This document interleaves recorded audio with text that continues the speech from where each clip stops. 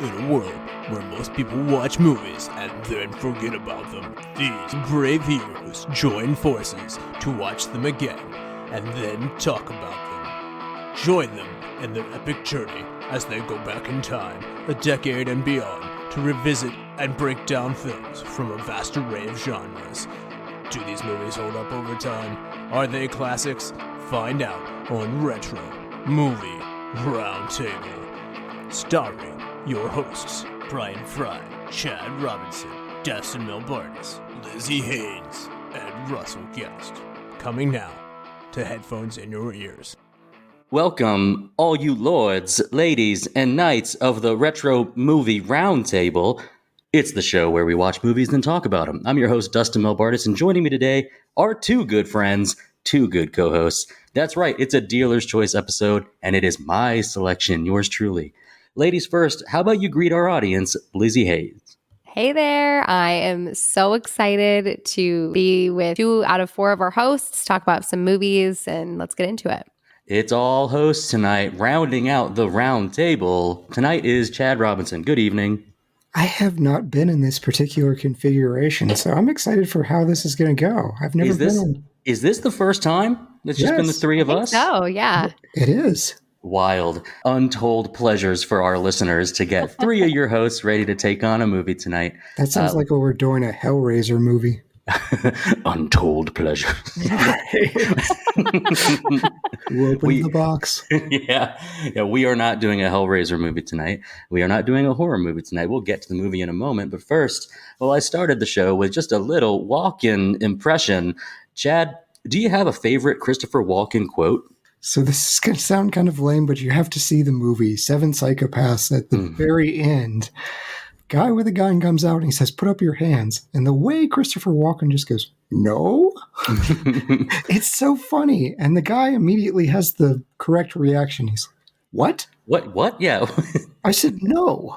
And then, "Why not?" "I don't want to." I don't want to.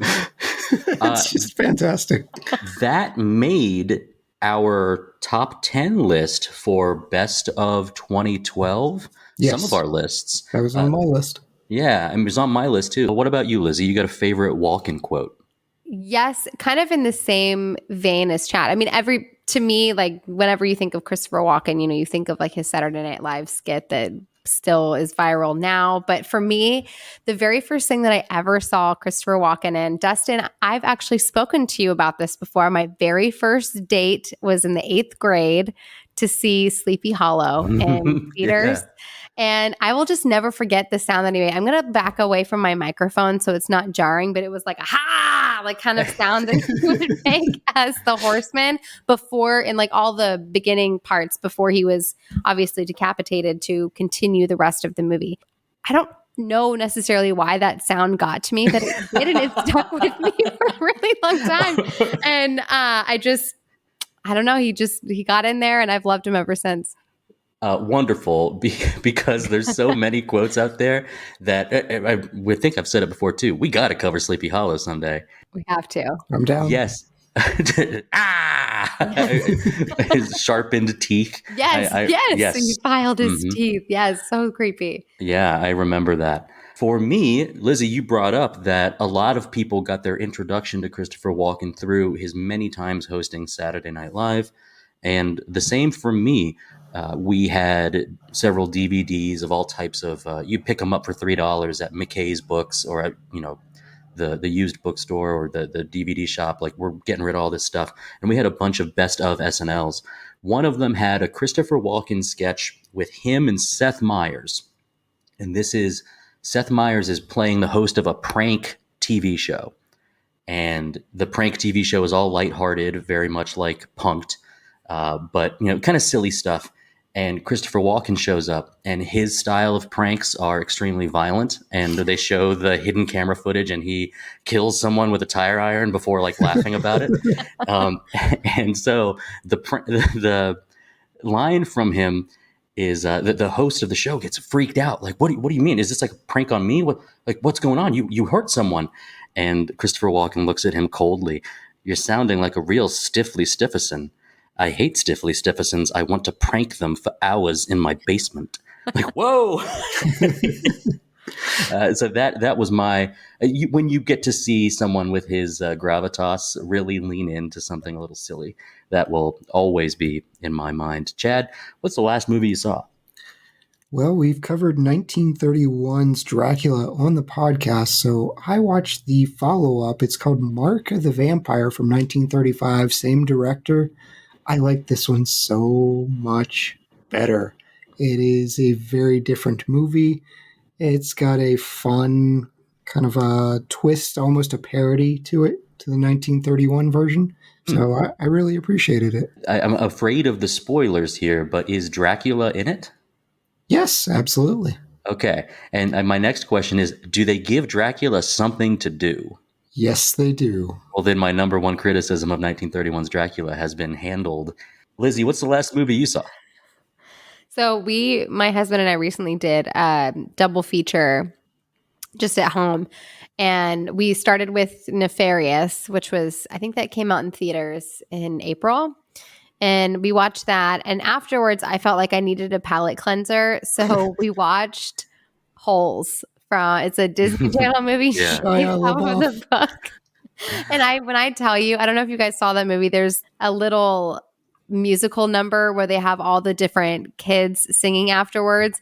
And there's this one little boy who does this like very Johnny Cash, like, you've got to go dig those holes. And I was singing that for days. I mean, it's just it really got stuck in my head. But that movie, people like, it's a good movie. Go check out Holes. It's a family fun and little adventure. I had to read that in school. Did you guys have to read that? Yes. I did not. We have not done retro movie sing-along, have we? No. No. We need to do that little bouncing ball across the lyrics on the screen. Yeah, that's what we need to do. Once we get video up, that's the first order of business. We'll need to do retro movie sing-along to Requiem for a Dream. Well, the last movie I saw was John Wick 4. It was finally time to see that. That was a long movie, Dustin. It was, and I'll say it's too long. 3.5 hours flew by. No, they didn't. They drug, unfortunately. I will say I was a fan of the series, and I'm a Keanu fan as well. But I think we've reached our limit. But I might say that the whole idea, this romanticizing of criminal organizations and the seedy underworld of gang life across countries with all of this stuff, it might have its basis in some of these older movies about, crime families or just about people in charge and how that world works. And that really ties into tonight's Dealer's Choice. It's my Dealer's Choice. Chad, what are we covering tonight? We are doing 1990's King of New York. King of New York, starring Christopher Walken, Larry Fishburne, David Caruso, Victor Argo, and Wesley Snipes. Budget of $5 million. It made half of that. So not a big hit at the box office. Placed 142, just ahead of Impulse and just behind After Dark, my sweet. Two movies I have never heard of. Number one movie that year was Home Alone. We all like Home Alone. Everyone loved Home Alone, the number one movie that year. Check out Retro Movie Roundtable episode number 14 to cover our takes on Home Alone. IMDb rating, 6.9. Rotten Tomatoes, we've got middling scores here. 70% from the critics, 77% from the audience. Well, I thought it was an interesting watch. This was something that not a lot of people had heard of. I don't think this is one of those like required watchings or one of those movies that comes across most people's dashboard. So, Lizzie, had you seen this movie before? No, I was one of the people that had never heard of it before either. I really, really wanted to watch this with Aaron, but it just didn't pan out that way. So I ended up watching it by myself. I really had no idea what to expect. I've been in this huge habit where I just press play and I don't watch the trailer or anything. Nice, and, smart. Yeah. So I have to say, I didn't hate it. I didn't absolutely love it. I don't think it's going to me, I understand why it didn't sweep award season, and I understand why this isn't a part of everyone's repertoire. But for what it is, it's fun. It's entertaining. And yeah, interesting the way that you put that. For what it is, which is something that has its own very particular genre or even subgenre. Chad, what about you? You seen it before? No, I had not, despite all the notorious BIG references to this movie. But yeah, this was a new one to me. I feel like I've seen a decent amount of Christopher Walken's work, but when you listed it, it's like, all right, let's go. Well, I'll say that this one was recommended to me by my dad. That's right, my loving father who introduced me to way too many movies way too early. I think he had overheard us laughing at one of these Christopher Walken SNL best ofs, and he said, "If you want to see a Walken performance," he went to the store and he brought me this DVD, King of New York. Then again, I didn't know what to expect because I didn't know his range. At that point, I was just kind of dealing with this is kind of this older, he's got this aura about him. He's got a twinkle in his eye. This is something that he really sparked a lot of joy, we'll say, like when you see him in things. And so to see a character portrayal and to see something that is very particular, a character that he had control over, creative control over how Frank White in this movie is portrayed, I thought this was something that I could not wait to revisit now that we are covering it on the show. This is from 1990.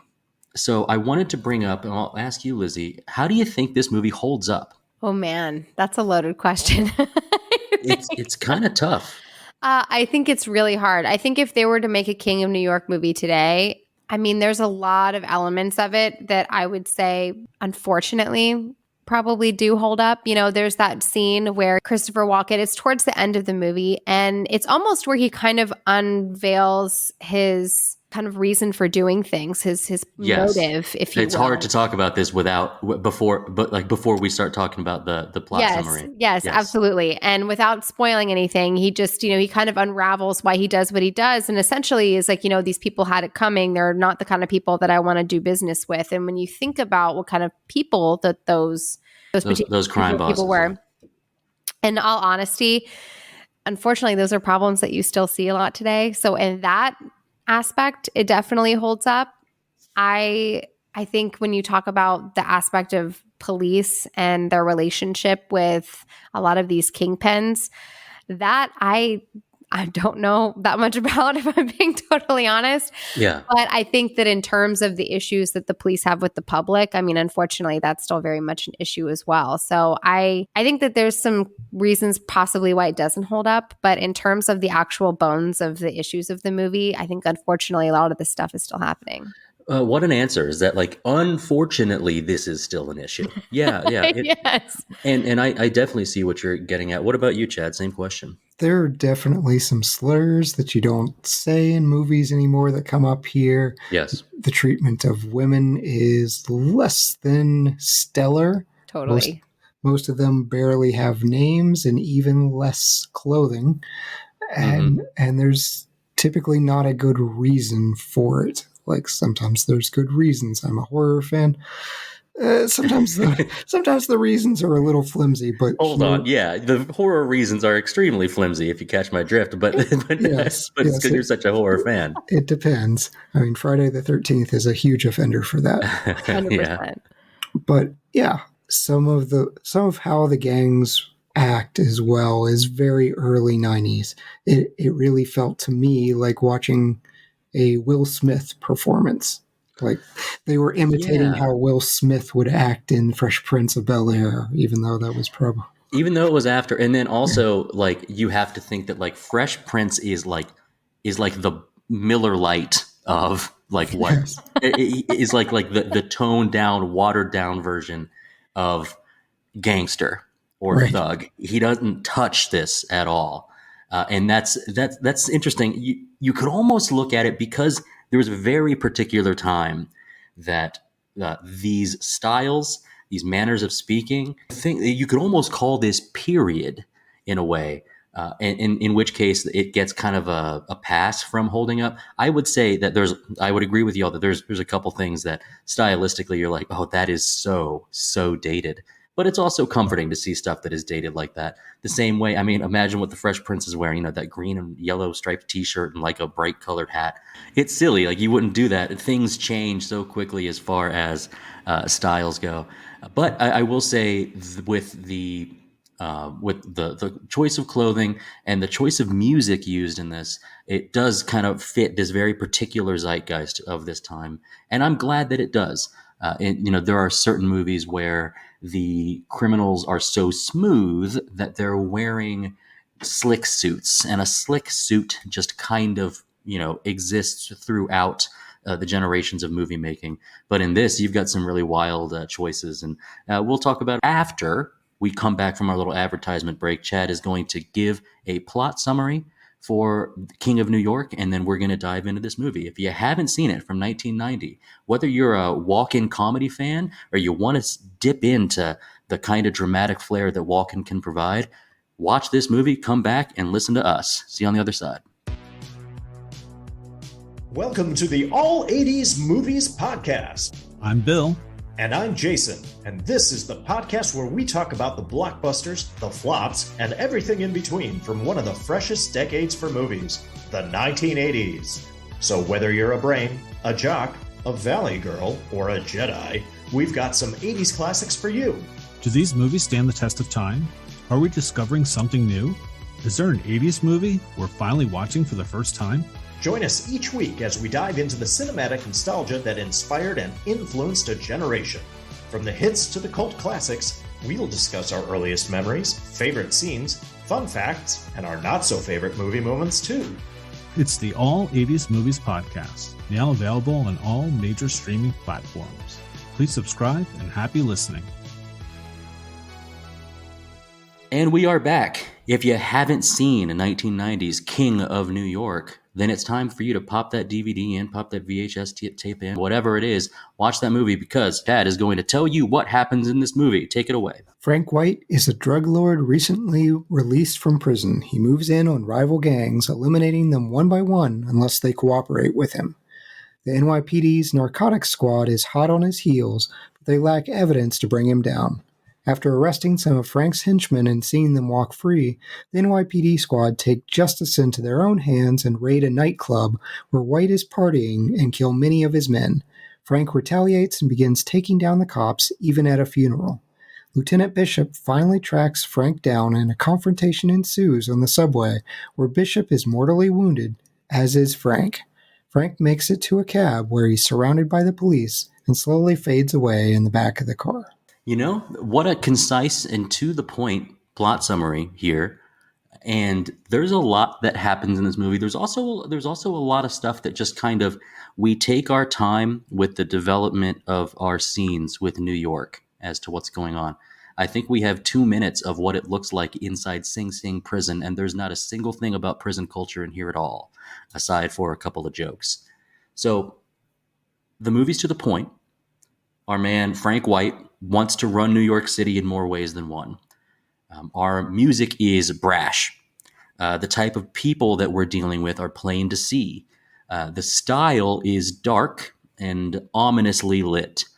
Aside from the best man speech at the police wedding at that bar, the way that it's always portrayed, police only hang out in one bar that they are regulars in, and that's where they had their little reception.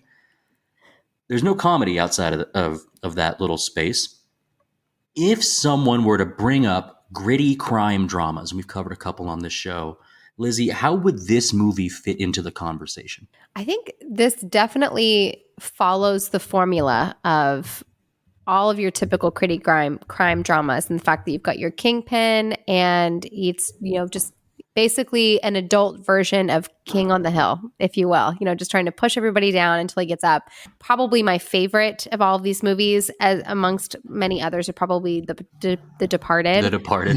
I just think that is like the juggernaut of all juggernauts. And I think what The Departed has really that this movie is lacking is, you really just hit the nail on the head, is there's not a lot of heart. I think you catch moments every now and again where you realize maybe really, really deep down inside there's some kind of moral compass in Frank, but it's just, you don't see it enough. That if any other any other actor was playing Frank, he would be totally unlikable. The only reason why he is likable is because he's being played by Christopher Walken. I think that's his only saving grace. So I think they really probably should have added a little bit more sugar into the recipe. And I think possibly that would have really given you something that people wanted to hold on to. They tried, and it just went nowhere. They kept going back to this hospital, and he briefly mentions, hey, this will help keep the neighborhood nice-ish. But I wanted more. I wanted a reason. Did you have a niece, nephew, or something that went through this hospital? Or did your wife, who was dying of a terminal disease, receive good care there? Right. Something. That plot point, it just felt like a hanging thread of, oh, I need $16 million. I'm going to go sell barrels full of Coke to get this. I'm like, all right, we've got Breaking Bad. I'm in for this. We will do Breaking Bad now with Christopher Walken. And nope, that's not at all how this went. Well, and that's where another way to look at it is a Breaking Bad can exist because of this idea. This idea existed before, but I tend to agree. What, Lizzie, you said there's like little heart here. Frank White seems particularly uncaring or unfazed by certain things. He gets revenge, but it doesn't seem passionate. I can't even think for all of the bodies in this movie, and we'll get to the violence a little later. For all the bodies in this movie, I don't really think I even see, especially Frank, but not many people at all, even bat an eye at their fallen gang members, their fallen criminal buddies. The most that we get out of that is with Caruso and Snipes, with our police. They have a connection that is shown on screen. But yeah, I'm with you. Is that there's this movie, and I was actually waiting to say something like this till later, but I'll say it now. If someone were to say, like, I like dark, gritty crime dramas, you might say, no, you don't. You like it kind of dark. This movie's dark and only dark, and not in the most artistic way. It's just almost unfeeling at times. Yes. Yeah, we covered True Romance, which is another Walken piece. You get a great Walken monologue, and absolutely none of it can I say on a podcast, a family-friendly podcast. But it is dark. It is hard to watch, but it's put together a little better. And especially with Patricia Arquette, you're really behind this character that's very flawed. He even says it himself. I mean, we're not speculating here that Frank has no remorse. He says it very early on in the movie. Yeah. He's like, yeah, I mean, maybe it's all those years in prison, but I have no remorse. It's sad. It's a terrible thing. Yeah, it's a terrible thing. Yeah, it's just like, okay. And I agree with the hospital piece, but then what really took me away from that, and it turned back into a business deal for me, was the fact that he actually had his drug deal. He was trying to negotiate right next to a child's bed. And I was like, wait, is this now? Because at first I was thinking that the hospital was really there as, truly an act of kindness. And then I went later to question of maybe this is if we're going to use the Breaking Bad metaphor, maybe this is his car wash. If you've seen that show. Right. And then, but then he does that deal and he does it right in front of the child. I'm like, is this your weird way of protecting yourself? Because you think that there's no way that violence could go down in the middle of this hospital? Like, what? I'm trying to figure out what your motive is for bringing in so much potential chaos into this hospital. Like, what do you actually care about it, or is it just your beard, so to speak? This hospital's a beard. Wow. He gave her a teddy bear, so it's okay. Yeah. That's right. Yeah. Now that makes me, I want to rewind a little bit, because I'm trying to think about how you mentioned a small moral compass. Is there really a little Jiminy Cricket conscience inside of Frank White? And I want to believe, yes, his gang, and I'm going to get into what I believe to be sort of the racial politics of New York, not just of the time, but it's also seen in other famous crime movies like, The Godfather, where you have certain families. I don't even really remember much about the names of the families group. I mean, there's like Amata, there's Artie Clay. Typically, these are completely made up of certain types of groups. I believe you have some triads in this movie.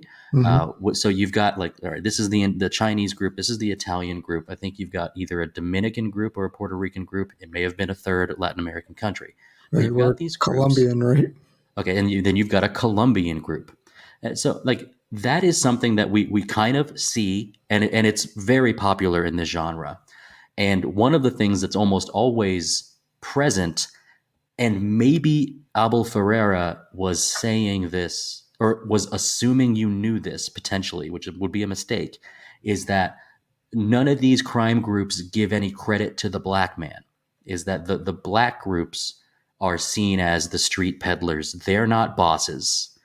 Now, in movies, we have seen that change way over time, and some incredible black-led black crime family dramas, whether that's TV or whether that's movie, have come to light. But for the longest time, that wasn't the thing, is that in the hierarchy of criminal overlords, it was always other types of families that could run it. And the anybody that was black was just seen as sort of small time or like meant to work for someone else, 200 years past, our country's history of slavery in that sense. So that is something where I believe Frank White, and we see this within 15 minutes, he gets out of prison, he rejoins with Jimmy Jump, with Larry Fishburne, and all of his friends, and they are all black. And you're thinking, is this something interesting about Frank White's character, that his gang, his organization, run out of the Plaza Hotel, is one that is in partnership with, or at least attempting to rise up the community of like we'll call it just the inner city. I know that sounds like a cop out, but like the community of the people that work for him. This is a place where they're from. And so would you say, with everything that I just said there, that because his amount of like muscle, the people that work for him and with him are black, that he cares a lot about this black borough? I think possibly. I think for him, he probably has a lot of respect for the people that are willing to put in the work, not necessarily anything to do with their particular race. It's just the people that are willing to go that extra mile are the types of people that he really wants to lift up and put in a position of power. The reason why I would agree with that is, there's that scene on the subway where he's with his attorney lover. Yeah, he's with his attorney. They're kind of like fooling around, and all of a sudden, these three gentlemen walk in and they're getting ready to mug him. And I honestly, that scene, like I had no idea where this was going to go. I had assumed that was going to be a situation where he was going. If I'm being totally honest, I thought he was going to give him his watch, give him his wallet, and then right when those guys thought that they had gotten away with it, he was going to pull out his gun and show them what's up. Like that's really what I thought was going to happen. That's a reasonable assumption. Yeah, it's going to be like, you're going to regret this. I'm going to make you think you got away with it, and then you really didn't. And that is what I thought happened. But instead, he just willingly gives it to him and then throws his wad of cash that way. And he's like, come by the Plaza Hotel. I've got a job for you. So I think definitely you're onto something. I can't necessarily speak to all of kind of the racial undertones when it comes to crime dramas, because crime is not particularly my favorite movie genre. But I gotta say, kudos to Lizzie here for not being the very common millennial woman who loves true crime. Right. Right. Although she did pick a crime drama for her dealer's choice, Kiss the Girls. I did. I like a 90s crime drama for sure, but I like it more where it's like the Ashley Judd vein, where it's not necessarily like crime family. It's just more like something crazy happens to a woman and then she has to rise above and fight back. And that's Isn't Ashley Judd from Kentucky? Yes. She I is. think we're seeing a little bit of TK. that bias coming out here, aren't we? I know, probably. Chad, you had something to say, didn't you? Dangerous territory.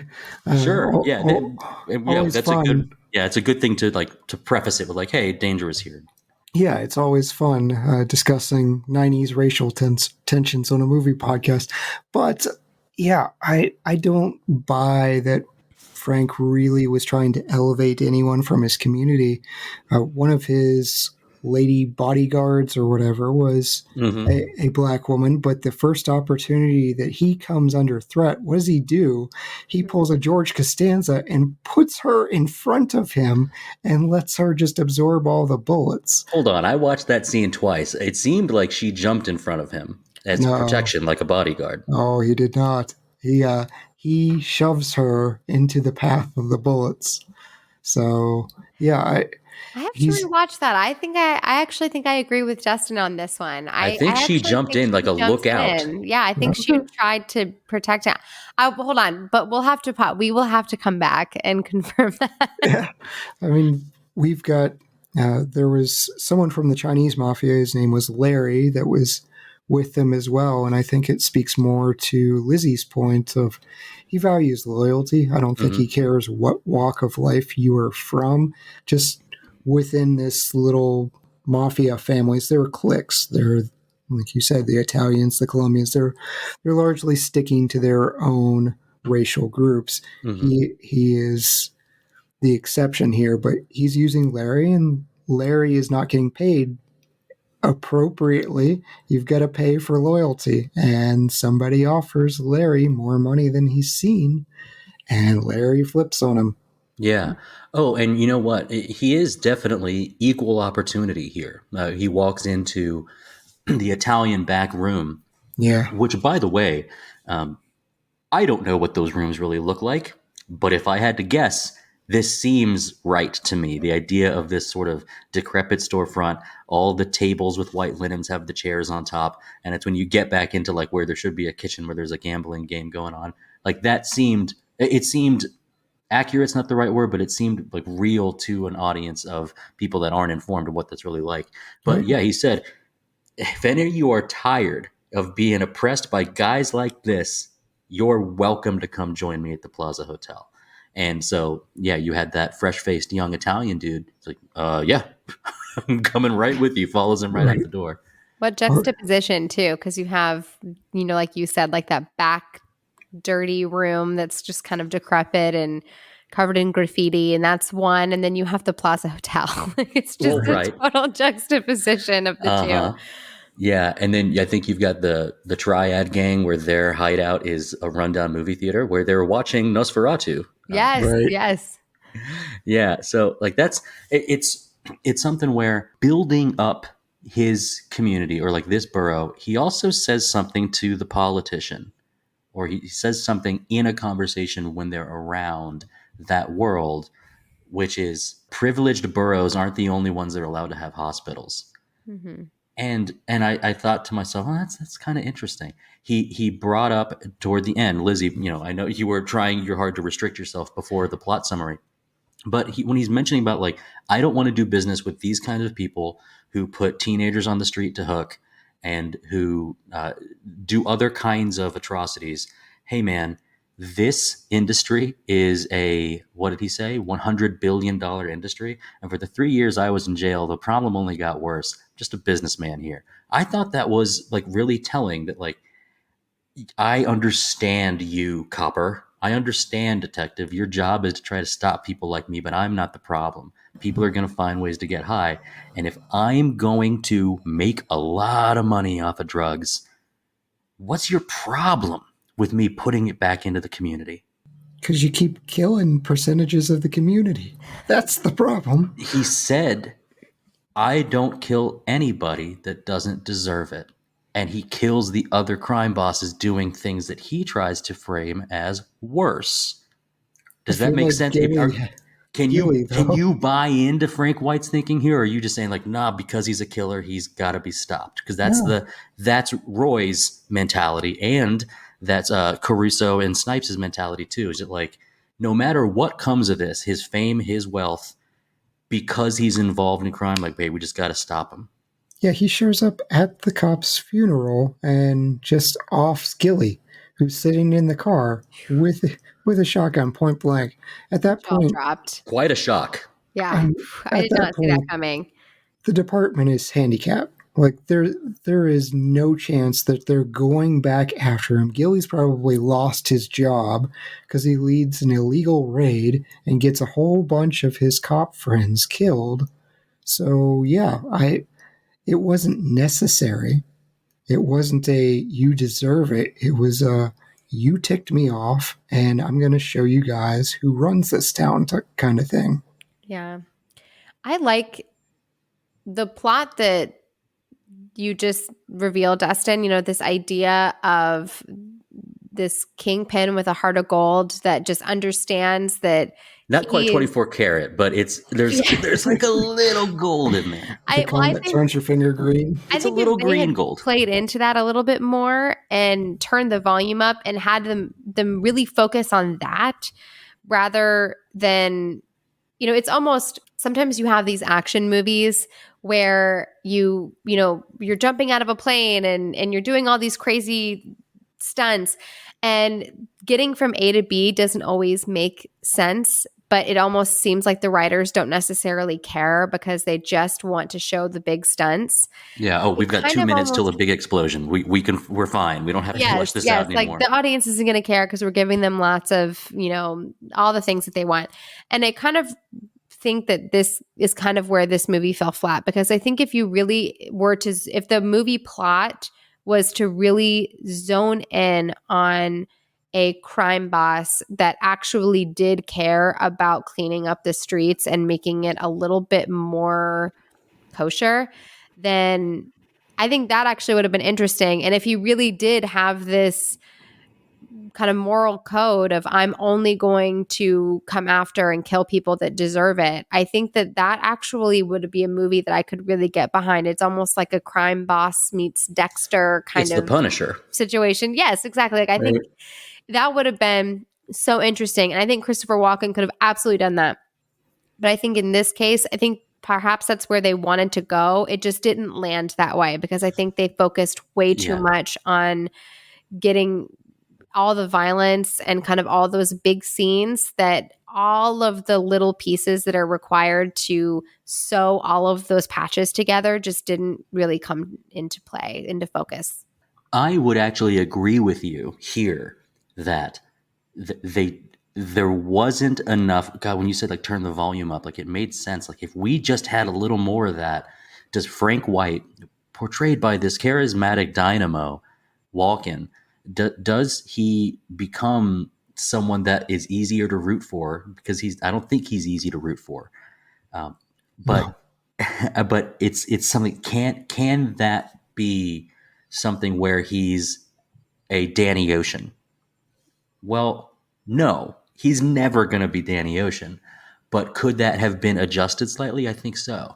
And I think there's something interesting here. And sorry, audience, that I did not intend for this to become as political as it did. But I think there's something interesting about the crime bosses as businessman model is someone who has given up on morality in total and has given up on the idea that we can stop people from getting high. And I think Roy, our detective here, Roy Bishop, and his guys, I think it's when Dennis, when Officer Gilly, Caruso's character, says something like, I thought we were the good guys, right? We're getting, what, $36,500 a year? What happened to law? That you have this mindset of the only way to be good is to be universally good across the board, which means that whether you hold a gun to my grandma or whether you buy a nickel bag in Central Park, that you are on the exact same side of wrong and bad. And that's why we can't accept a Robin Hood. Now, he's not a Robin Hood, but that's why we can't accept the person who's mostly bad and a little good. And so I would agree, they don't do enough there with this character. Yeah, if we had different scenes where he is hunting down other crime families that are invading his territory, and we see these young adolescent hookers, and he's like, we don't make money that way, and he puts people down, and he sends the young girls home. Okay, then we've got a little bit of humanity to latch on to. Yeah. I really feel like they tried to anchor us with this hospital, but there was nothing else behind it. Yeah, you're right. You're right. And then I didn't even think about what Lizzie said about like, what if the hospital's just a place to launder money? Right. Yeesh. I don't want to think about the reality of that in today's world. That teddy bear was full of cocaine. Yeah, for real. Yeah, that was a. That's the reality. Getting a little too close to the true life fears of 2023. Well, and I think that because we weren't shown that enough, we don't really know how deep his goodness goes, but he does care about loyalty. So much so that his two bodyguards, his two attorneys, the older gentleman and the young woman, his sort of partner, and then Mistress. yeah, mistress is a great word. Like her, and then you've got Jimmy Jump, and I don't know the names of many of the other ones aside from Test Tube, Steve Buscemi's quick cup of coffee on screen. You've got Giancarlo Esposito in there with the gang. I think those guys are. We can say as entertaining as they are to see on screen, they're just there to hurt people. Mm-hmm. So this idea of this criminal enterprise as being the only one that, like, even if the leader has some type of reformed heart of gold, that's not true of everyone else, and they are just going to kill. Which leads to something that Lizzie brought up just a moment ago, which was we don't have to try so hard with the plot patching here if we have the violent scenes and the exciting scenes. So with criminal organizations or with crime movies, when it comes to jockeying for power, Lizzie, are you more interested in like subtle pressure and handshake deals and behind the back roguelike stabbings, things that are like, oh, I'm going to beat you in the boardroom? Or does this movie sort of brash in your face gangland style of violence scratch a particular itch, or do you have a preference here?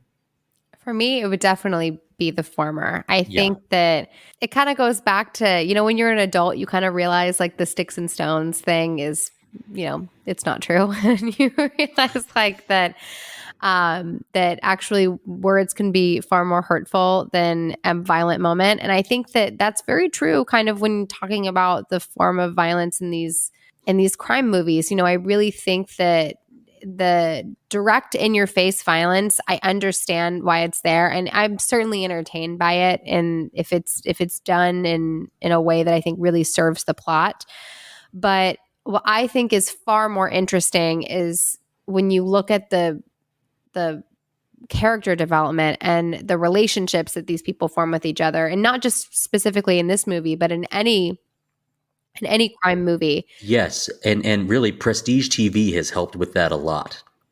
Yes. Yeah, absolutely. Absolutely. Where, you have these huge arcs that you care so deeply about. And I think I think the idea of why people do what they do and the psychology behind it, I mean, those are going to be the plot points that really stay with you so much longer than just, for lack of a better term, watching someone get shot. And I think to me, those are the kind of movies that I'm gonna turn to. And Aaron has a song. I wish that I knew what it was. I can't remember who sings it, but anybody who listens to hip hop will relate. But Morgan Freeman in the start of it goes on this diatribe about the difference between a rat and a snitch. He talks about the difference between a rat and a snitch. And he's like, a snitch is somebody that gets themselves into a pickle and like they just have no other option and they just have to tell on you. But a rat is somebody that's plotted behind your back for your ruin. And he says some expletives that I can't say, but it's really, really funny. And I think that is honestly what makes these movies so interesting, is kind of watching who's going to break and who's not. Lizzie, I see exactly what you're saying with the preference towards the heavy political pressure. That stuff can be so intriguing. Gosh, we didn't even get many conversations between Frank and any of the other crime bosses.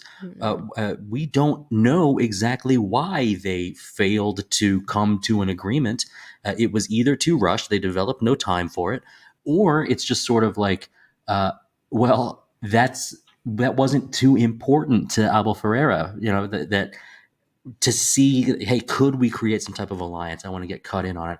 I believe he has just the one interaction with the Italian boss and immediately kills him. And then he's got like the other one. He sends his guy, Joey DeLizio, to go and make these meetings for him. So we don't get any of that, like our ego versus our other ego. We don't get that. And so I think that this movie could have really benefited from that too. I feel like Artie Clay was meant to be the stand-in, so you didn't keep doing this, because we get the Colombian boss in the beginning too that gets the briefcase full of tampons and then That's right. immediately gets lit up because he did not get the pop for Jimmy Jump. You That's got to right. get that man his pop, but Loves his root beer, yeah. He likes it cold. yeah. But I feel like Artie Clay, who can urinate on command, I mean, that is a skill. I admired that, but it got him shot a lot. Like, hey, Frank is emptying the magazine on him. That was a fun scene where he's just like, you know what, 2 more. You know what, 2 more. Yeah. But I did feel like he was our stand-in for all the That makes other sense. crime bosses of, we're going to give you this one, and he's just meant to be belligerent and arrogant and just wrapped up in his own operations. And he's going to stand up to Frank. Here's what happens. And you don't need to see this happen 3 or 4 more times, even though it could have been interesting seeing how the triad reacts to him versus, a group of Chinese mafia is going to react very differently than a group of Italian mafia. Yeah, and I guess going back into like whatever gangland lore I have, well, triads in New York, they're not on the West Coast. They would be much stronger and scarier on the West Coast compared to New York, but there's a lot that had to be done in terms of like the combat, we'll say, between the gang people and the police people that I guess they maybe just didn't have time for it. This movie's only right around like an hour 35. So like it wasn't, I feel as if there was stuff sort of left either on the editing room floor or just like, there wasn't any consideration put there. But Chad, you mentioned that like, hey, seeing him kind of go back to shoot him a couple more times. We get to see Christopher Walken wield a submachine gun with one hand in a very particular flare. We see, I think the name is Ray. That's played by Theresa Randle. That's one of his bodyguards, pop out of the moonroof of a limousine to pull out her gat and start shooting people down. Yep. There's some the action here, and then we even get I'm not going to call it spectacular, but we get a lengthy car chase scene. As far as action goes, were you expecting it to be quite to that level? I really didn't know what to expect when I started this movie, but I feel like the action I felt super satisfied with. I didn't feel like I think the only reason why perhaps you could argue that it was too much is just because it lacked in other areas. But had those other areas really came out strong, I think I would have been totally satisfied with the level of violence. To me, the car chase was by far the hardest thing to watch because the car chase itself is fine, but then now they're on foot in this abandoned like train area, and just watching the 2 police together where he's like, come on, breathe, and Jimmy Jump is just like hysterically laughing. He's almost manic because he knows he's gone. Like his goose is cooked. Like he's been shot. He can't really move. He has nothing to be able to fight with. So he knows that whenever these 2 cops are done, that Damascus is just going to get up and just completely annihilate him. So he knows. So he's just being completely manic in the process. And that was hard to watch. I'm not going to lie. That was a really, really rough scene. And then it cutting like directly to his kids afterwards was just like a gut punch. Yeah, the action for me did surprise me. I didn't expect a fire hydrant death. And we get the immediate nobody rides for free and I can't finish Jimmy's favorite epitaph. So it's a cool I believe scene. that guy who got hit with the fire hydrant he was the newlywed groom. Yeah. They couldn't resist going even darker there. But the car chase scene on the bridge in the pouring rain, all that was pretty cool. And then to Lizzie's point, we get off foot. We go on foot, and some of it wasn't even resolved. Like, okay, Frank White has a gun to a woman's head, trying to get Bishop to not shoot him, and he shoots Bishop, and Bishop fires 3 rounds back, and we don't see that the woman got away.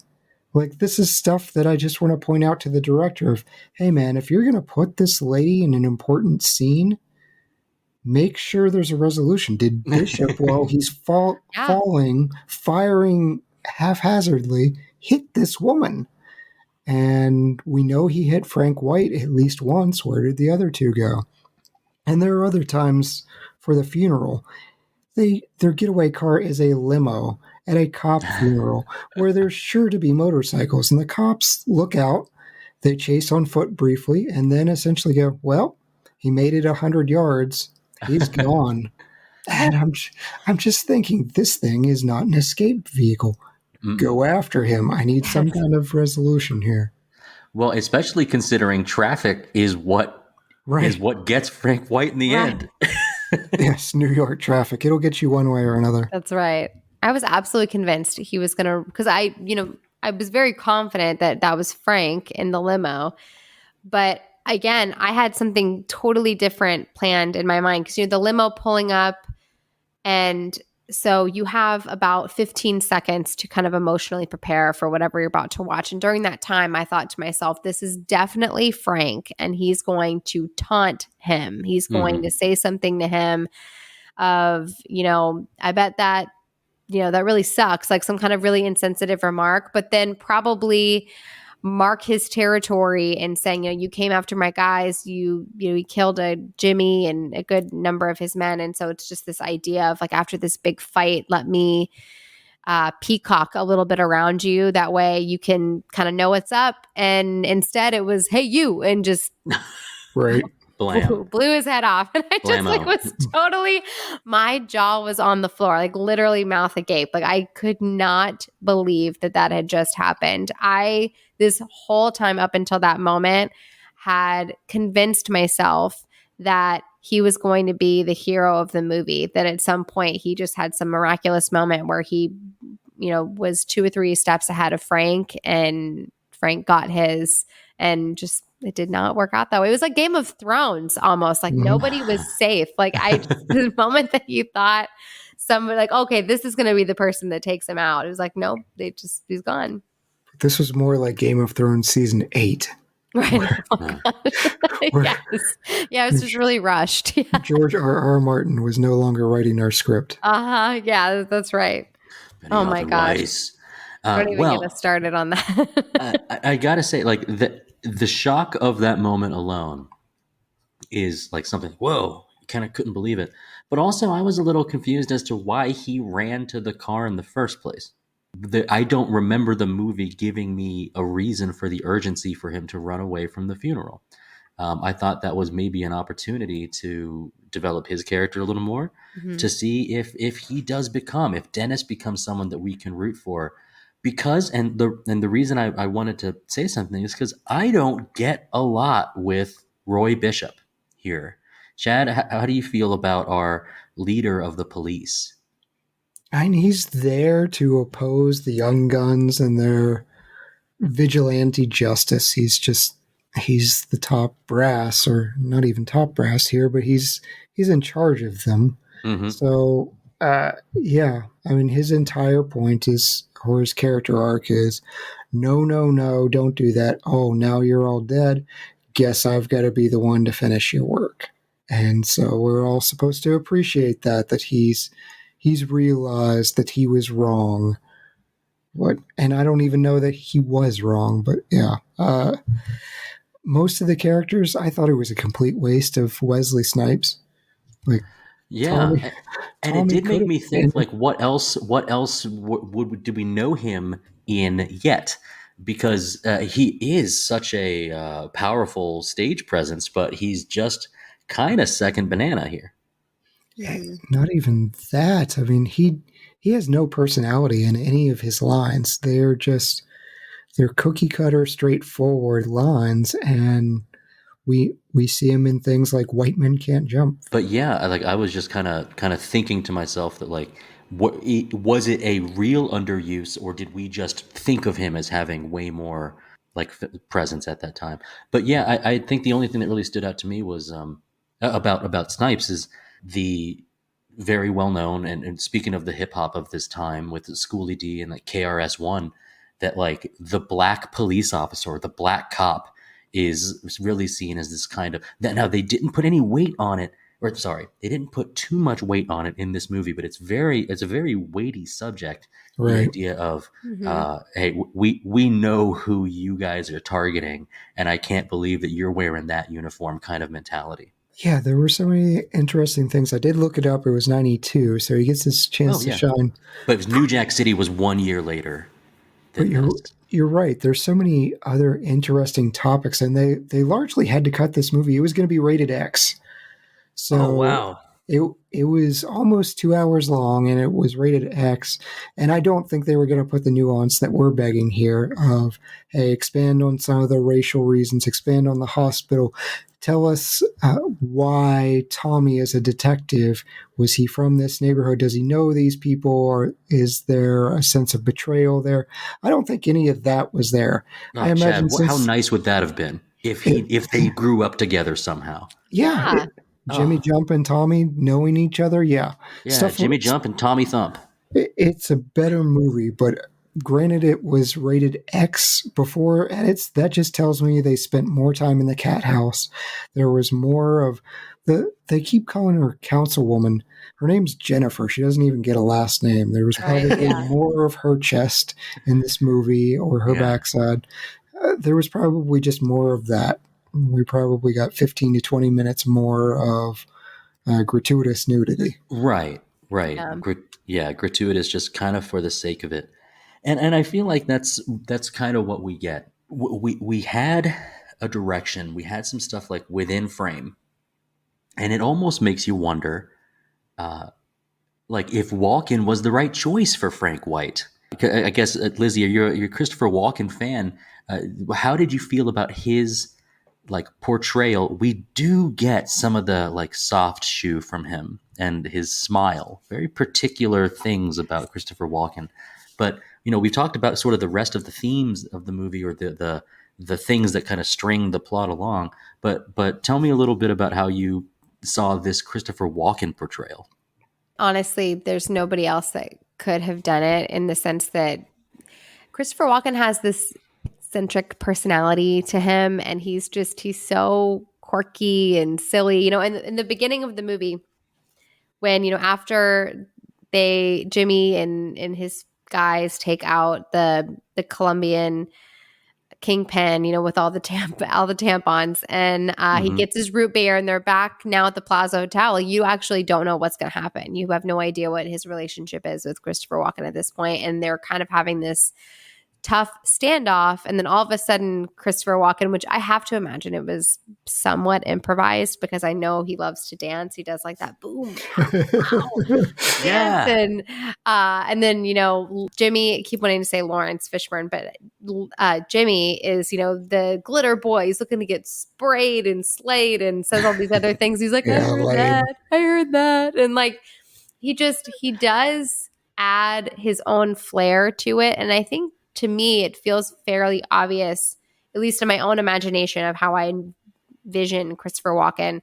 I feel like in those moments that feels authentically him, like what he is able to bring to the character. And I wish that they would have allowed more of that to shine through, because that's kind of what I wanted to see a little bit more of. He also works on the other side, in the sense that he's a very scary man at the same time. He can be very intimidating and be very tough, and he's very believable. When he's talking and he's in that back room, and he's like, if there's a nickel bag that's sold in the park, like I want to be in. He's very, very believable in those roles. So he has that duality to him. I just wish that they would have shown a little bit more of the former, so that we could get to know him and understand why he's so motivated to do some of the things that feel kinder. I wonder if there's a word like that encapsulates being charming and menacing at the same time, because he can really, like I mentioned, that twinkle in his eye, he can almost shut it off. And that is when you're like, like you think about how happy your grandfather is to see you, like when you visit him at his place when you're a little kid, but then like, you dropped your plate in the pool and now he's upset. Like the difference of like, oh no, Yes. oh no, and you get that from him. I think in that sort of posturing moment between Jimmy and Frank early in the movie, when he kind of looks back to him after he does the little dance stuff, and he even like kind of exclaims like, ow, he's very, very fun. It's what we know of him. And it makes you think that this movie is going to go in a different direction that really leans into that. It does not. But he turns to him and says, why did you never visit me? Or how come you never visit me? Right. And I on my second watch through, I said, boy, Jimmy Jump does not apologize. And he just says, who wants to see you in a cage? And that's enough of like, okay, our little standoff is finished to go off and do whatever. And it was like, this is it's no sign of weakness. It's like, hey, we're all still tough guys here, right? We can do our little dance and hold up the Colombian drug lord's glove and sniff it and give a weird little smile. But then we're going to get back to sort of the darkness. Were there any other performances aside from Walken's, Chad, that you were like, overwhelmingly, we've talked about some of the things we're lacking and we weren't given too many, but aside from Walken, what else about our actors here? I think the one that we are supposed to anchor ourselves to is David Caruso. I think he did a great job. He may come up at least some of his scenes in our superlatives. He's the one that is having this frustration. In modern times, we have our Daredevil movies, or series. We have The Punisher. Mm-hmm. He's going through that arc of what the system's broken. What are we doing? And he points out his paltry salary, $35,000. What am I doing this for? Yeah. And he's seen his buddies. We see this to some extent in modern times. We've seen police forces protest certain laws, and they're refusing to make arrests because they're seeing some of these criminals go right back out onto the street. So police officers are saying, we're not going to do our jobs, when the DA is also not doing their job. Now you can debate which one of those or both. I don't really care. That's not what I'm trying to wade into. But we see this continue out into modern times. So he for me was the anchor point. Like, of course I want more Steve Buscemi. I see him. I got excited. It's like, great, Steve Buscemi's in this. Christopher Walken, I'm in for a good time. Steve Buscemi is out within 5 minutes. Man. He's Really, gone, really unfortunately. We don't know if he's dead. He just never appears again. Wasn't he in the car, like when they lifted up the trunk? When Was that him? Was that? I thought that was him when he lifts up. I don't know. I just recognized the glasses, so I didn't know 100%. But I know that when they're trying to find a reason to arrest him, Caruso lifts up his trunk, and Walken is like, I had nothing to do with that. I had nothing to do with him. And it looked like him, but I didn't know for sure. I just had assumed that was Steve Buscemi by the glasses. Yeah, we got a little dirty cop action kind of early, which is like, hey, we're going to take you in, and we're going to take you down by the docks or underneath this bridge, and we're going to leave you here. Like, that's, I think we didn't swing hard enough that direction, or at least we made it to where there was infighting within the police cell. But I think Caruso, what do we know him from, right? CSI Miami. And so he gets our TV cop procedurals always take the sunglasses off, make the pun. Yeah. But like, it's hard in a movie like this to be team NYPD. Mm-hmm. I think you walk into any movie that features this kind of not genre is what I'm looking for, but this kind of story material. And you're just like, are they going to give us a cop that's cool? Sometimes they do. And he was our best shot. But yeah, I think his portrayal of that kind of character was something that kind of lit up the screen when he was on. Speaking of characters, New York City as our character. Did this feel like a New York movie to you, Chad? I mean, yeah, Donald Trump rented out the Plaza Hotel for a picture with Christopher Walken. Yep. His wife at the time, Ivanka, was a huge Christopher Walken fan. And so that was his deal. You can use my building. I'm sure he also put in the deal, make sure you say Plaza Hotel as many times as humanly possible. Because it was used a lot. But take a picture with my wife and you can have it. So yeah, to me, it felt very, very New York centric. I'm sure. Hey, the art of the deal. Yeah. If we had Russell on, he could be pointing out all these streets and landmarks and things like that. I'm terrible at this. You could have said it in Toronto and called it New York, and I would have been like, okay, sure. I'm right there with you. Besides the Plaza Hotel I've only been to New York a small amount of times. So there's just nothing to me that stood out as New York other than the Plaza Hotel. But it does have that fast-paced energy, and I think they did a great job. Yeah, I feel as if there's a little bit of crampedness. This isn't West Side Story, New York. This is different. And I felt that would have been great, though, if they had started snapping fingers. I would have loved seeing Christopher Walken just. He could have done it for sure. Mambo. Have you guys seen the Fatboy Slim video, Weapon of Choice? Yes, of course. Yes. It almost makes me think we should have watched that for this one. That should have been my dealer's choice. Let's just watch that music video. Well, I guess the only thing I really wanted to cover last was just the hip hop. I think the music in this movie is jarring, as in it kind of is grating to your ears. And I try to appreciate this stuff. And even still, it kind of, I think one of you mentioned the word chaos. Like, it just kind of seems as if, like, the dancing is frenetic. See, that's the thing is, at this time, nobody is sitting there, like, playing around on their phones. Like, having fun means that you're dancing or you're doing drugs or whatever it is that they're doing. And so, like, the music is really frenetic. I just wonder, do you have any appreciation for that time, Lizzie, or was it more of a, man, this is really, like, it's part of the shock of the movie? I think it's a part of the shock of the movie, but I do also still appreciate it because, you were mentioning earlier that this movie really this kind of oozes as a period piece. And, it's kind of crazy that now we're talking about early 90s is period. And now that feels like a period piece, makes me feel old.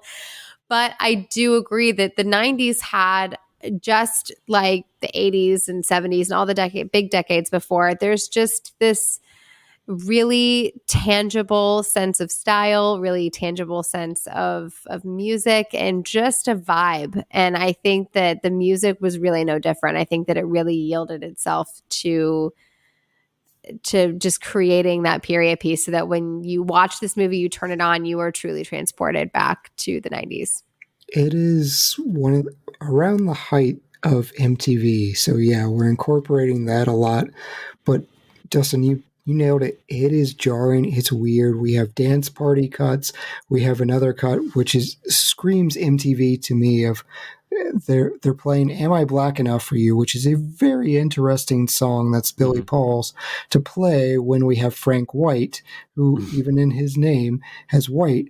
But that's the song that's playing, and there's just a lot of women with exposed breasts in the background, and that's what we're doing. And this is the 90s. This is what we're doing. There's kind of an exploitative part of it.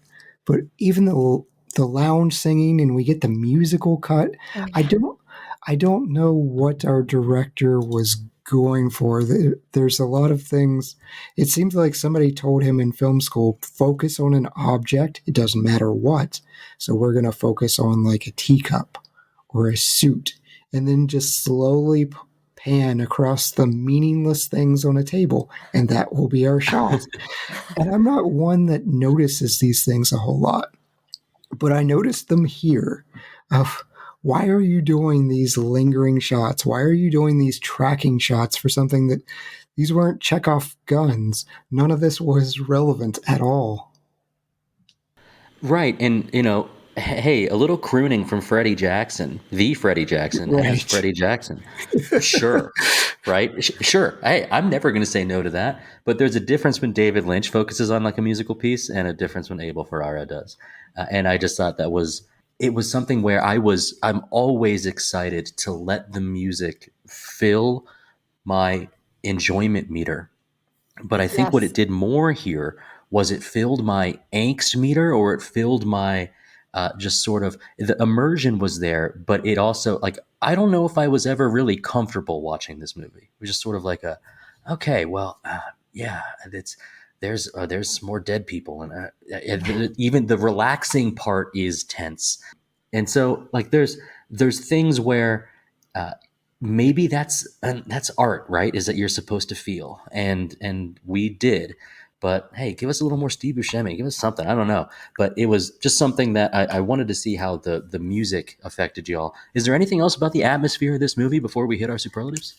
I think I'll ask this question, and it may get kind of heavy, but Dustin, we did Crank together, and it feels like this movie is trying to go more towards the Crank style. It's going towards like male power fantasy. There's violence, there's guns, there's beautiful women, there's a lot of nudity for the sake of just having that on screen. Mm-hmm.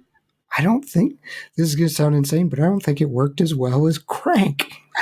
I think Crank wasn't trying to be anything other than that, though. I think that's the real difference. Is like Crank is a movie that understands what it's trying to do, and honestly, I think leans in and has fun with it. Like, there's an element with all of those Jason Statham movies where I don't think he really takes himself very seriously. Obviously, on the surface he does, but I think he knows that this isn't going to win any Oscars, and he's just trying to have fun and give you a good show. Whereas I think this movie, I think, was trying to err more on, like what Dustin was saying, more on that artsier side. And I think that this movie didn't really have a very rooted identity. It felt like it was trying really hard to be a lot of different things.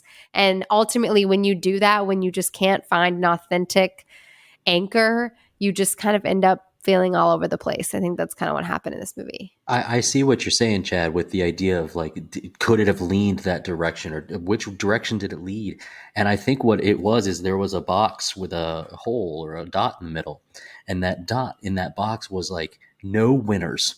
Nobody wins in this life. I know. Is that our artistic message? No winners here, because nothing turns out better for anyone. And that isn't, when you go into a movie, you may think, I say it all the time, who are we rooting for here? And Right. I think even just in our discussion, we're like, I don't know, the jerk cop. Yes. Yeah, That's a great question. yeah, Lizzie kind of hit on it, because we've had these conversations during the Bond movies, and you're like, okay, I've seen this. Maybe I'm clearly not the demographic. Did you wind up getting that feeling for this movie of, okay, they're going in a direction where they're just saying, we're not really interested in my demographic. 100%. Yes. Yeah. I mean, I paused it at one point when I had to watch this movie in like different chunks where I could like really find the pockets of time where I could sit and pay attention to it. And one time Aaron was working, I was watching, and I paused and was like, man, I wish we could have watched this movie together, because I feel like this movie you would probably really enjoy. I'm sure for all the reasons that we've talked about of the holes that are missing, I think he would have felt those too. But he's an action guy, so I think he would have really appreciated it. I like these movies, but what fills my cup is character development. So for that reason, like, I don't watch Crank, because I can appreciate I appreciate Hey, be Crank. smart. And like, Aaron loves anything with Jason Statham. He's gonna watch. Like, I appreciate those movies, and I totally respect why people like them. They're just not for me. I don't want to watch action for the sake of it. Just like we don't want to watch. We don't understand lots of nudity for the sake of it with horror movies. So I feel like it's not for me. If you're going to give me some action, give me some intrigue. Yes. Right. Yes. And if you're not going to give me some intrigue, then are we just supposed to revel in this darkness, this bleakness, betrayal? Or is that what we're supposed to feel? Because I get that, but maybe that's where I think that 77% rating from the audience, those are people that went in saying, I know exactly what I'm supposed to get from this movie. I Mhm. think if you were to give that to general audiences, that percentage would be quite a bit lower. I But agree. let's talk more about this movie in our superlatives. You ready, guys? Ready? All right, Lizzie, can you give me your MVP for King of New York? Yes. My MVP was Christopher Walken. I think he makes this movie watchable, and he really is, to me, the guiding light of this movie, because when he does have those moments where I'm going to keep to my argument that they're really Christopher Walken, maybe I'll even go as far to say that he's improvising. Those were the little twinkle moments that really made it fun for me to watch. Yeah, good call. Chad, who's your MVP? Same here. He's menacing, he's unhinged, and he's also quirky and fun. And I genuinely think now he would be the only reason someone would visit this movie if they hadn't heard of it. They would say, "Oh, Christopher Walken's in it. I'm going to go watch this." That's an interesting take, and that is the only reason that this was introduced to me. My MVP here is Abel Ferrara, our director. Not because he did an incredible job, but because he made a choice and stuck with it. He did not branch this movie out to be more appealing to a more general audience. He stuck with his choice. And that is something that I'll always give credit to the directors for. There are other stylistic things about this movie that, regardless of its total score, that I thought it stuck in, like, mostly. It's hard to say that a movie devoid of humor is better because it's devoid of humor. But all I'm doing here is I'm trying to give him respect for the guts it took to stay in that box. Even though I agree with y'all too that Walken is kind of the thing that is best about that movie. Hey, So, you got the richest man in Italy to fully finance this movie. hey, there, talk about art of the deal. There you go. Right? Lizzie, who is your best supporting actor? I went with Dave Caruso for this one. I had imagined that he was going to go down this Harvey Dent path. You know, you are either die the hero or you live long enough to become the villain. And in some ways, that's exactly what happened to him. But so he did go down that path. But I just imagined it being slightly different than it ended up picking out. But I really wanted him to win. After his monologue about just feeling like the system is so broken, it made me feel like he was the only one with any kind of true moral fiber. I didn't agree with the choices that he made, but I think that underneath it all, he really had the best of intentions. And I think he really wanted his city to be clean and crime free. And I think David, so I never watched CSI. I actually watched Session 9. That's the only movie I've ever seen with him in. Excellent one. It's like a sleeper movie. Not a lot of people know about it, but my brother made me watch that when I was, I think, 13, and Oh, no. when I had so many nightmares, like so many like crazy haunt my dreams, haunt my life, and I still think about that movie to this day. Like I still really think about that movie, and I will never boil water without thinking about that movie. Like it just like there's something about that movie that really stuck with me. And Dave Caruso was brilliant in it. So I have a soft spot for him. Oh, great answer. Chad, what about yours? I'm 2 for 2 with Lizzie, save for Session 9, but do see that movie because it's awesome. But It will haunt your dreams. Yes, it will. Oh, that is 3 for 3. David Caruso gets mine as well. I think this role allowed him to show off a little bit of his chops. But I will say there was something about your answer, Lizzie, that was like, Roy says to Frank late, who made you judge and jury? And he goes, it's a tough job, but somebody's got to do it. Mm-hmm. And that exact same question should have been posed to David Caruso's character. I think instead what he says is, you're just going to kill everybody you can't arrest. But that's it. That was just the amount. That's all. It should have been tougher, and they should have been at each other's throats. But instead, he was just kind of like, "Yeah, all right, I'm over this stuff anyway." Don't get me involved. Yeah. I got to finish my Jameson whiskey here. So, what is your hidden gem, Lizzie? For me, it was Giancarlo Esposito. I didn't realize that he was a part of the Jimmy Jump crew until after the The Jimmy fact. I Jump was crew. looking up the IMDb of everybody, and I was like, whoa, whoa, whoa, whoa, whoa, whoa, whoa, whoa. He's got a lot of FaceTime. Yeah, Pollos Hermanos. Like, he's in this movie. Where is he in this movie? And then I had to go back and look through the pictures. And so, I mean, he got right past me. I didn't even notice him. He looks so young. It is just absolutely wild. So yeah, he was my hidden gem that I would have never noticed if it had not been for IMDb. Multi-tiered hidden gem. I have eaten chicken at a Pollos Hermanos. Stop it. I didn't even know the place was real. I thought they totally made that up. It was a pop-up in Austin. That's so cool. that they made an actual restaurant you could go That to. is super cool. Chad, what's your hidden gem? Steve Buscemi, test tube. Like, please give me more of him. Well, it was just, he was a fun character. He's annoyed with Jimmy Jump. I want more of that banter. Like, here, have some cocaine. Settle yourself down. Yeah, here's how you test it. Right. Yeah. No, that was good. We of course could have used him more. Mine is going to be in the subway scene when the three muggers come up. That is a young Harold Perrineau who had huge roles in Oz and Lost. I knew him from the Matrix sequels. He plays Pilot, the brother of Tank and Dozer. I don't remember his name in the movies, but he's the new operator for Neo and his crew. And so just seeing him young was kind of neat and menacing. And you realize, you look at the dates and you're like, oh, look how young he was. I remember these movies. And now I'm looking at Wikipedia. He's like 60 years old. Like, oh, no. All right. Who would you recast, Lizzie? So my recast was Janet Julian, and I hate the fact that I would run a recast like the only female character like that was a principal in this movie.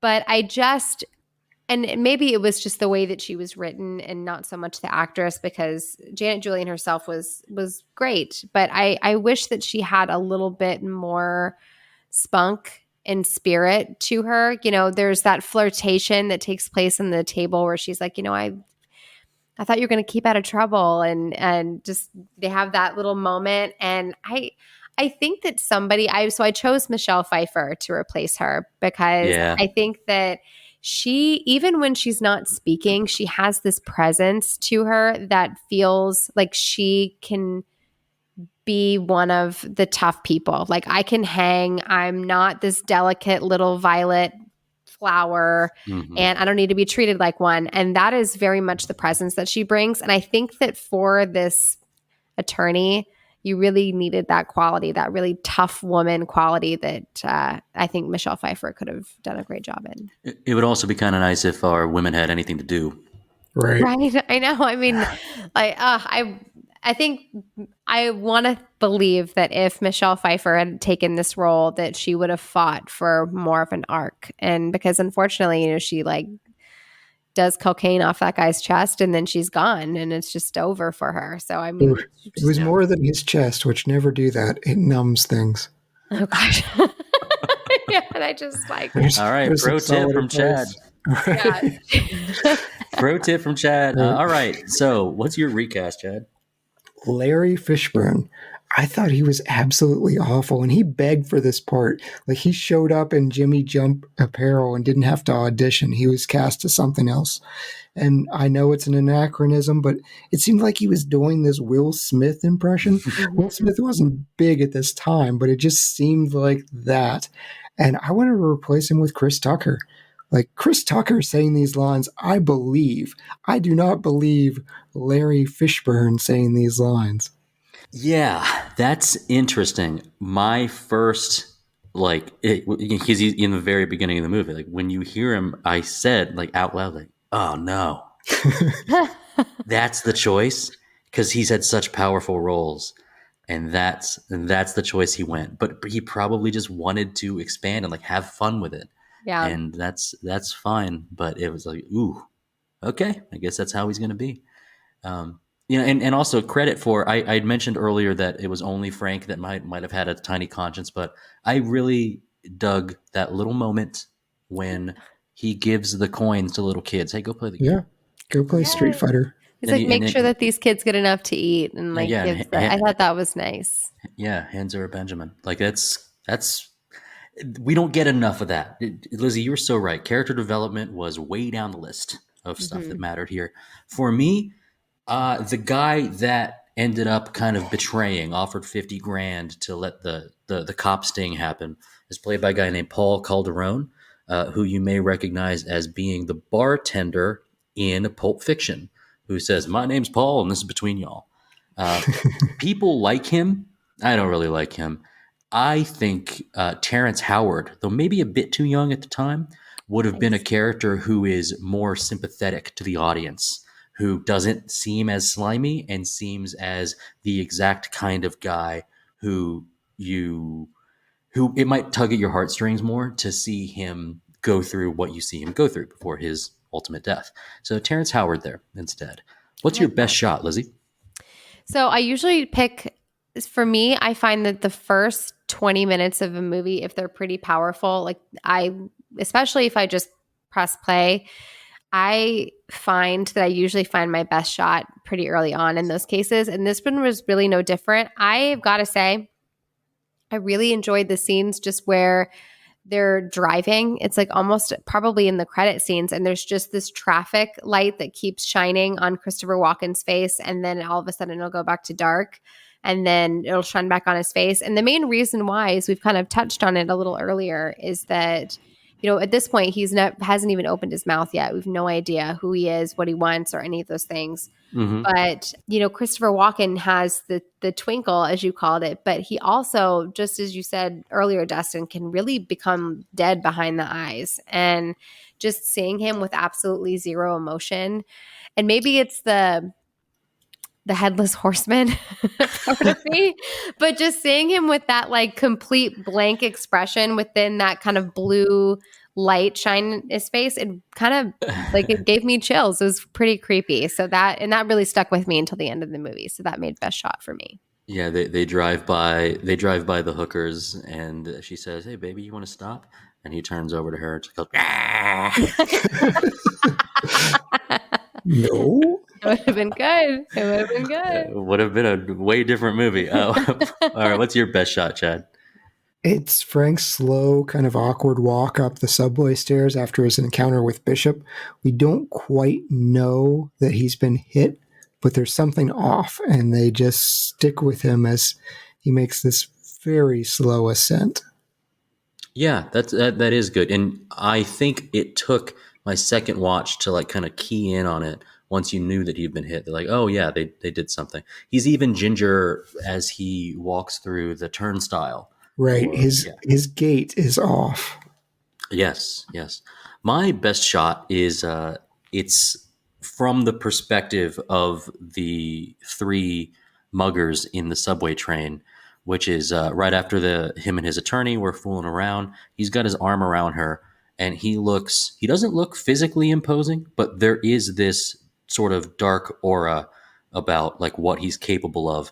That particular style of light that kind of takes the color away. It was kind of it was like this dangerous sterility of what he was showing, and you know, his all black was kind of cool part of that shot too. But that was right before, like, you know, to get his money clip, he's going to show him his piece. Oh, what do you think of this? I thought that was the movie needed a tone setting moment like that, and we hadn't had it yet. So I thought it was a good shot. What's your best overall scene, Lizzie?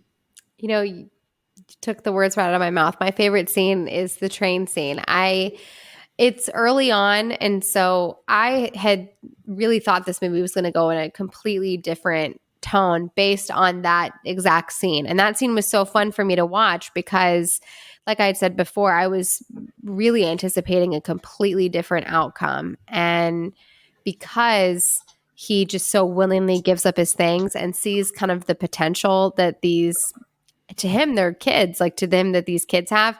And he tosses his money, just willingly gives it. And he's like, "Come by the Plaza Hotel. I've got a job for you." And to me, it just, I had thought that was going to reveal some kind of humility in him. And obviously it did not go that route. But I really enjoyed this scene because there was tension, and it, you know, it just kind of, it really piqued my curiosity about Frank and his character. And so I agree, that was a really important tone setting scene. Yeah, I'm with you. Chad, what about you? Yeah, it'd be nice if those scenes went anywhere. I know, man. And that's the last we see of any of those guys. I like the scene in the tavern with Gilly talking to the other cops, and the reality of his world is setting in, and depression is setting in, that the system is stacked against them. It's in favor of the rich, it's in favor of the corrupt. And now what do? Do I keep getting paid to be ineffective at my job? Or do I take justice into my own hands? So I like seeing that transformation of thought. Yeah, and emotionally put too. That was a cool scene. For me, I think it is at the end when Frank is explaining why he does what he does in Roy's apartment. He's kind of explaining his version of Reformation. And even though I don't think Roy stood out that much to me, he kind of played a good guy to be talked at.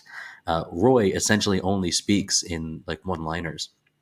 And so I just thought that moment of tension, like that's kind of where, with a movie like this, you have to pull something that matters about it. It's not the plot. Yeah. It's not the character development. So it's got to be the style, or it's got to be at least like a theme. And I think like we kind of get our hints of that in that scene. And that's, might sound like I'm being a little too cruel to this movie, but I think you have to find something that stands out, because there are some things that stand out. But that's mine there. What about a wardrobe or makeup moment? What's best for you, Lizzie? I remember seeing a lot of black leather trench coats, and I really stuck out to me. A lot of different people. There were a lot of extras wearing them. You had them within Jimmy Jump's crew. You had all sorts of characters wearing them. And to me, that was a very big statement piece in the 90s. I mean, so much so that kind of became the outfit of the Matrix, if you will. I mean, I think a little bit later, it was like everybody was wearing a black leather trench coat. And I don't know, there's just something about, you never see them today. So whenever I see a black leather trench coat, it just feels so 90s to me. So it really stood out. It's a good option. To ruin everyone's mood, Columbine ruined that. I know. They banned trench coats in schools and all that. I know. Well, unfortunately, that became something. I remember when my brother he wanted to get a black leather trench coat, and he ended up getting one. But my mom fought him so hard on it because he wanted one to be like Neo. Right. But I totally appreciate. But yeah, I mean, unfortunately, that's kind of the sad association that happens with those as well. Chad, what is your best wardrobe makeup moment? So of the two women that are around Frank most of the time, there's Ray. She has this really unique black bodysuit and hat, and it's almost like a leotard type thing she's got on. It's just unique. It made her stand out a little bit, and it may have given her a little bit more character, even if she jumped in front of the bullets or she was thrown. I still argue she was thrown because I think it's emphasizing how awful Frank truly is. But I will not rewatch it to make my point. If that movie was remade today, Ray would be played by Janelle Monáe, and they would give her a much bigger part, and she would rock it. Unfortunately, absolutely that much. For me, it's one of Jimmy Jump's crew guy, the guy who kind of jumps up. He only says a couple things, but it's very much the 90s slang. He's the guy who kind of peeks his head out and is like, word. Or right after Jimmy Jump gets spat on and he wipes it off with his finger, that's where he's like, give me some. And like, he just wants a little skin. Like that guy is so funny to me. And he wears the dumbest, like narrowest, thinnest sunglasses that are so dumb that I love them. So that's my favorite thing about our wardrobe here. A lot of cool stuff, but actually similarly one note. I guess I also enjoyed Christopher Walken with the no tie look. Change one thing, Lizzie. Only one. Only one thing. Okay. So I didn't like the ending. I think that to me, and you made a good point earlier that perhaps the reason why nobody wins is to make the point that in this lifestyle, that's how it's always going to end up. But as a viewer, I think that Christopher Walken either needed to walk away. And I had imagined at this point, because he just always kind of figured out how to get back on top. So I had figured that while the police were searching, that he was just gonna be gone and he would have snuck out of the cab. But I think that either the cop avenges all of his partner's deaths or Frank gets away. And it's got to be something, and it's neither. There's got to be something, like, because to me it's like, oh my gosh, all these people just died literally for nothing, and it's wild to me. And I think there's always that level of satisfaction and payoff you want, even if it's not quite the way that you wanted. You either want to win or you lose. Nobody really wants to tie. So I think you ultimately, I think I would have been a little bit more satisfied if there was something a little bit more black and white. I feel you. It's burn after reading. What did we learn today? Absolutely nothing. Yes. Hell if I know. Well, I guess we learned not to do it again. Right. Yeah. What is your change one thing, Chad? I'm going back to the hospital. Give it some kind of meaning, even if it's just a scumbag meaning of, hey, we're going to use this as a front. Give it that was a weird plot point to make important in the middle of the movie and then just forget about. Yeah, I think it had a job to do and failed. And so, it's a good one. Mine, I think I've talked about it. Roy Bishop, the lead detective needs to be expanded upon tenfold, or just one of them, whether it's Snipes or Caruso. Like Roy, the actor who played Roy Bishop, whose name is Victor Argo. I don't know him. I'm not going to pretend as if this was above par for him or not. But his character just seems defeated the whole movie. And if you're going to do that, give us some redemption or something. And I don't feel like, even though he lands the killing blow on Frank White, as you said, Chad, we don't know if he got someone else either. But also, like, we just don't really get anything from him. So I would have liked to see that. This is coming to you, audience. Dustin wants more cop development. That's what I want here.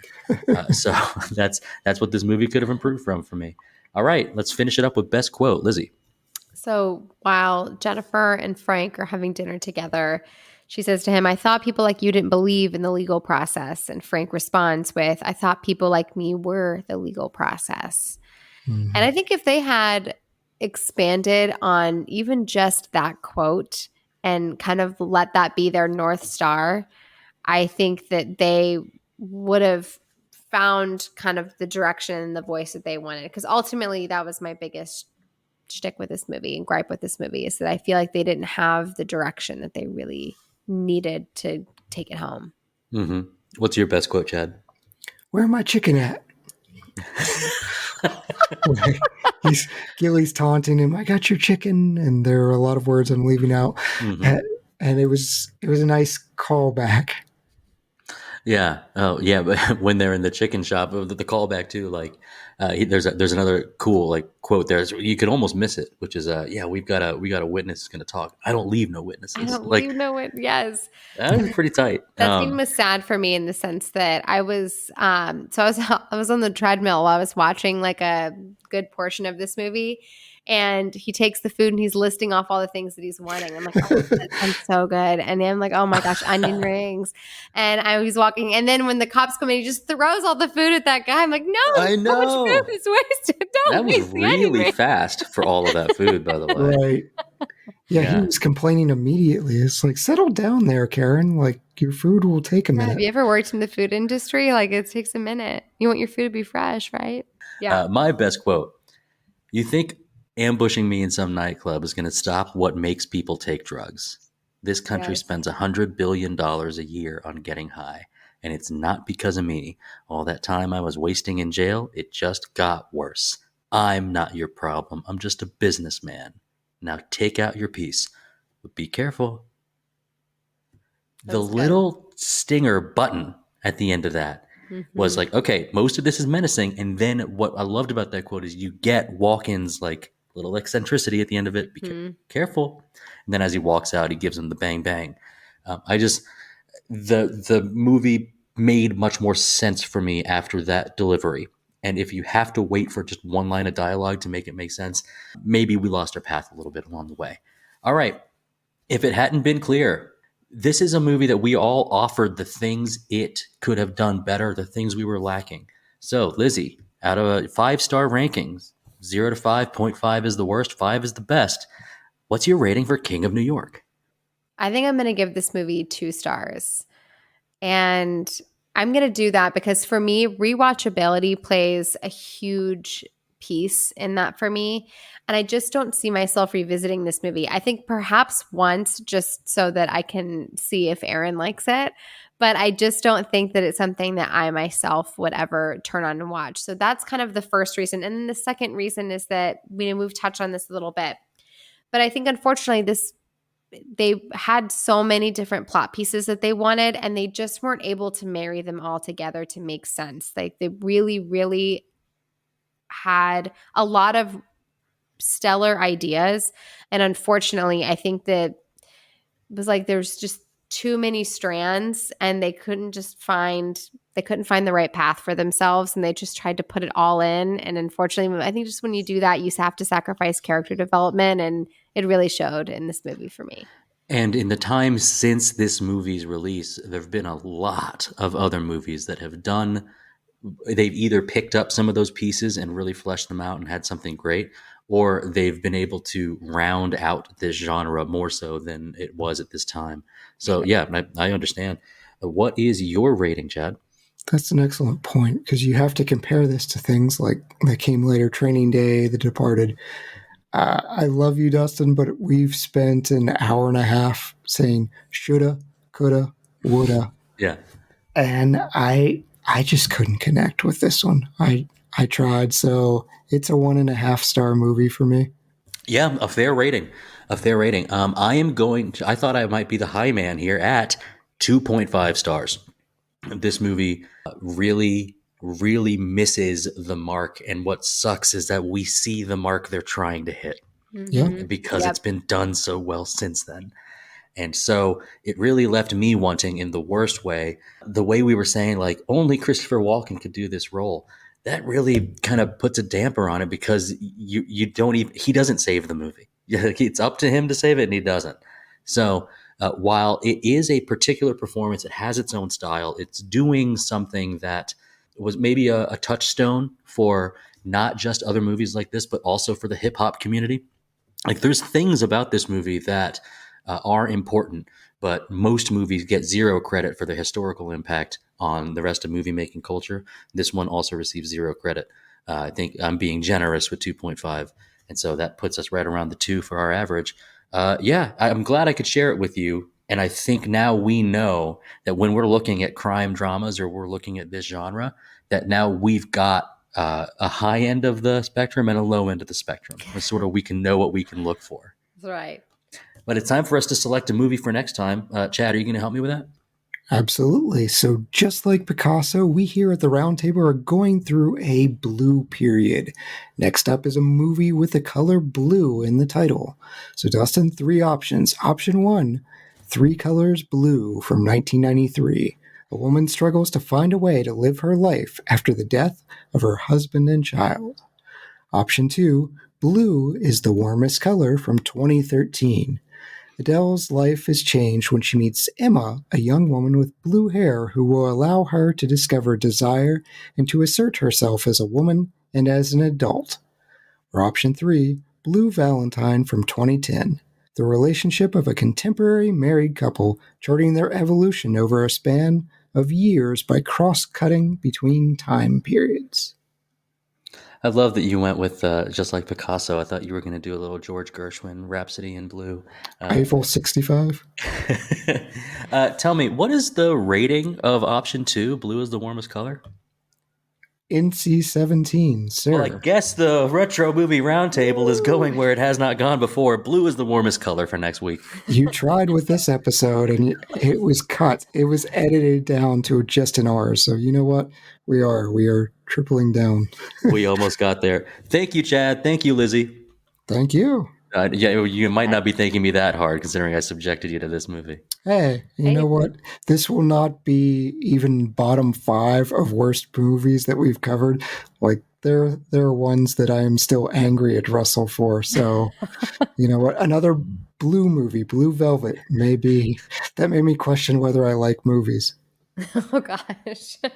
Wow. This is by far not even close to the worst movie I've seen. So you're still in good company.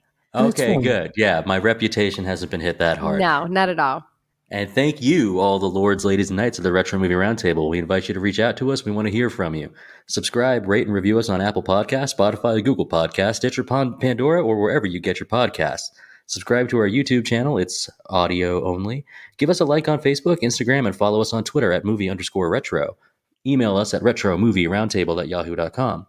Producing and providing this podcast is fun, but not free. We invite you to support the show at our Patreon page at www.patreon.com/retro movie roundtable. Any contribution is much appreciated and will go towards making the show better for you, the listeners. As always, thanks for listening, be good to each other, and watch more movies. Lizzie? The painting was a gift, Todd. I'm taking it with me.